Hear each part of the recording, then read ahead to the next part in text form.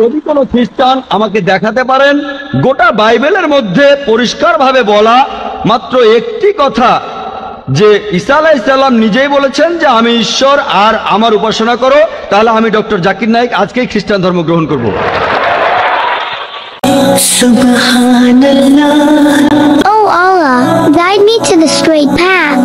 16 অনুচ্ছেদ, ঠিক আছে? 16 নম্বর না, 6 নম্বর অনুচ্ছেদ, 16 নম্বর না। সরি মিস্টার নায়েক, আমাকে বাইবেল শেখানো লাগবে না। আমরা আপনার ভুল ব্যাখ্যাগুলো শুনে আমাদের ওয়েবসাইটে সেটার উত্তর দেব। ভালো কথা ভাই, আপনি উদ্ধৃতি দিচ্ছেন, আপনার ব্যাগে তো বাইবেল আছে তাই না? ব্যাগ থেকে বাইবেলটা বের করে দেখেন, এটা গসপেল অফ জনের 14 নম্বর অধ্যায় 6 নম্বর অনুচ্ছেদ, 16 নম্বর না।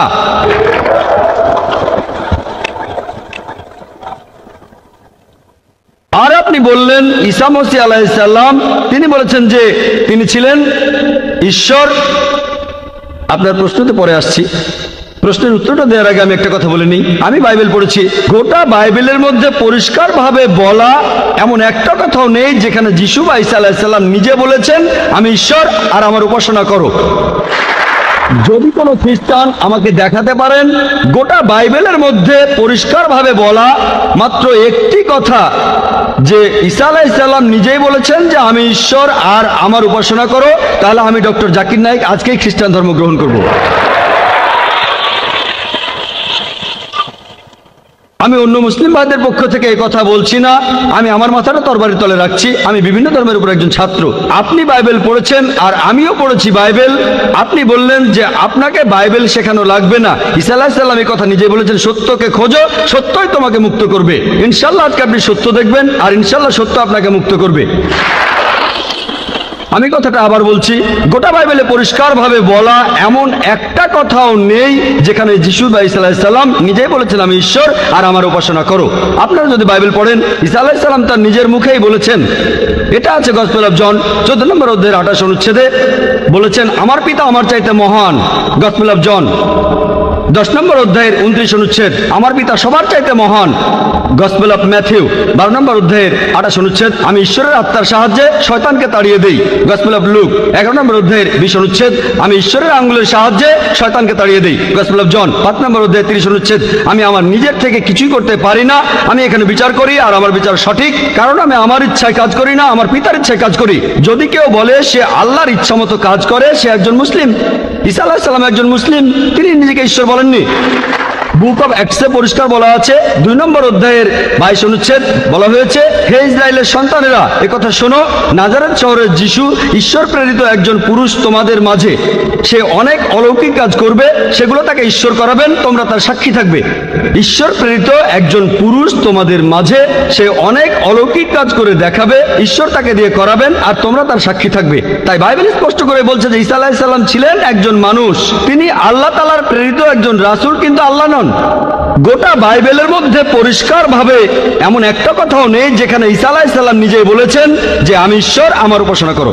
আপনি একটা উদ্ধৃতি দিয়ে সেটা প্রমাণ করতে চাইলেন যে গসপেল অফ জন 14 নম্বর অধ্যায়ের 6 অনুচ্ছেদে বলা হয়েছে যিশু বা ঈসা আলাইহিস সালাম নিজেই বলেছেন আমি সত্য আর জীবনের একমাত্র পথ, আমাকে ছাড়া আমার পিতার কাছে কেউ যেতে পারবে না। এখানে প্রসঙ্গ ছাড়া উদ্ধৃতি দিচ্ছেন।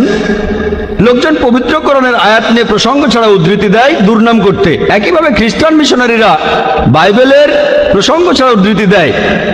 আপনাকে একটা সত্য কথা বলি, আপনার বাইবেলটা খোলেন, যদি সন্দেহ থাকে বাইবেলটা খোলেন, প্রসঙ্গ জানতে 1 নম্বর অনুচ্ছেদটা পড়েন।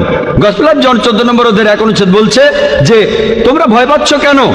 যিশু বা ঈসা আলাইহিস সালাম বলছেন যদি তোমরা ঈশ্বরকে বিশ্বাস করো তাহলে আমাকে বিশ্বাস করো। আমার পিতার রাজ্যে অনেক প্রাসাদ আছে, আমি সেখানে গিয়ে তোমাদের জন্য জায়গা তৈরি করব। আমি যখন যাব আমি তখন বলবো। শিষ্যরা বলল আপনি কোথায় যাবেন? তোমরা জানো না আমি কোথায় যাব? তারা বলল না। তখন শিষ্যরা বলল যে আমাদের পথ দেখান, আপনি যেখানে যাবেন। তখন যিশু বা ঈসা আলাইহিস সালাম বললেন আমি সত্য আর জীবনের একমাত্র পথ। শিষ্যরা তখন বলল ঈসা আলাইহিস সালামকে যে আমাদের সেই পথ দেখান। ঈসা আলাইহিস সালাম তখন বললেন আমি সত্য আর জীবনের একমাত্র পথ, আমাকে ছাড়া আমার পিতার কাছে কেউ যেতে পারবে না। আমরা মানি যে নবীগণ যখন এসেছিলেন প্রত্যেক নবী ছিলেন সত্য আর জীবনের দেখানো পথ, সেই নবীদের ছাড়া কোনো মানুষই আল্লাহর কাছে যেতে পারতো না। আর যীশু খ্রিস্টের সময় সময়ে আমি বাইবেলের কথা মানছি যিশু ভাই সাল্লাম তিনিই ছিলেন সত্য আর জীবনের একমাত্র পথ। যিশু খ্রিস্টের শিক্ষা ছাড়া কোনো মানুষই তখন আল্লাহর কাছে যেতে পারতো না। মুসা নবীর সময়ে তিনি ছিলেন সত্য আর জীবনের পথ। মুসা আলাইহিস সালামের শিক্ষা ছাড়া কোনো মানুষই আল্লাহর কাছে যেতে পারতো না। এখন দেখেন ঈসা আলাইহিস সালাম নিজেই বলেছেন, আমি তোমাদের অনেক কথা বলতে চাই। শিষ্যদের বলছেন, এটা আছে গসপেল অফ জন 16 নম্বর অধ্যায়ের 12 থেকে 14 অনুচ্ছেদে, আমি তোমাদের অনেক কথা বলতে চাই, কিন্তু তোমরা সেগুলো এখন বুঝবে না, কারণ যখন সেই সত্যের আত্মা আসবে সে তোমাদের সত্যের পথে নিয়ে যাবে। সে তার নিজের কথা বলবে না, যা শুনবে সে কথাই বলবে। সে তোমাদের ভবিষ্যতের কথা বলবে, আমাকে মহিমান্বিত করবে। আর এখন দেখবেন, ভালো করে দেখবেন যে নবীজি মুহাম্মদ সাল্লাল্লাহু আলাইহি সাল্লাম তিনি সত্য আর জীবনের একমাত্র পথ। মুহাম্মদ সাল্লাল্লাহু আলাইহি সাল্লাম যা শিখিয়েছেন সেগুলো ছাড়া কেউ আল্লাহর কাছে যেতে পারবে না। আর মুহাম্মদ সাল্লাল্লাহু আলাইহি সাল্লাম ছিলেন সর্বশেষ আর চূড়ান্ত নবী। এখনকার দিনে দেখবেন হোকসাই লোক বাস করছে আমেরিকায়, কানাডায়, ইংল্যান্ডে, ইন্ডিয়ায়, সৌদি আরবে, পৃথিবীর যেখানেই থাকুক, এখনকার দিনে সবার জন্য মুহাম্মদ সাল্লাল্লাহু আলাইহি সাল্লাম তিনি হলেন পথ, সত্য আর জীবনের। মুহাম্মদ সাল্লাল্লাহু আলাইহি সাল্লাম যা শিখিয়েছেন সেগুলো ছাড়া কেউ আল্লাহর কাছে যেতে পারবে না।